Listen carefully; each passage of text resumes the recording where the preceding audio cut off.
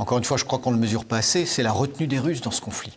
Le nombre de victimes civiles en 2 ans, à peu près 30 000, est équivalent au nombre de victimes civiles que les Israéliens ont fait en 4 ou 5 mois à Gaza.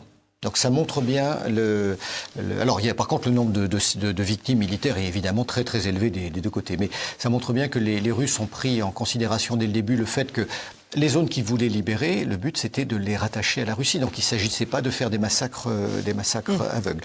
Leur politique dans le Nord a vu qu'elle n'a pas duré tellement, puisqu'au bout d'un mois et demi, ils se sont retirés de la région de Kiev. Ça s'est pas non plus traduit par des, par du carpet bombing et de la destruction partout où ils sont passés. Donc, on doit avoir cette idée-là. Et malgré les frappes aveugles que déclenchent un certain nombre d'unités ukrainiennes, où là, ils visent délibérément des villes comme Belgorod ou des immeubles à Moscou, il n'y a jamais eu de réaction de même nature côté russe.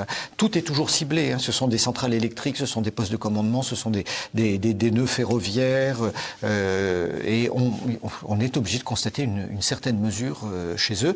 Et de la même manière, être un prisonnier en situation de guerre n'est jamais très agréable, surtout quand on a identifié que vous apparteniez à une unité qui a fait quelques exactions, et ça c'est valable des 2 côtés. Mais la façon dont on voit les désertions et dont sont traités les prisonniers ukrainiens par l'armée russe est quand même là aussi beaucoup plus, je dirais, humaine que ce qui se passe côté ukrainien.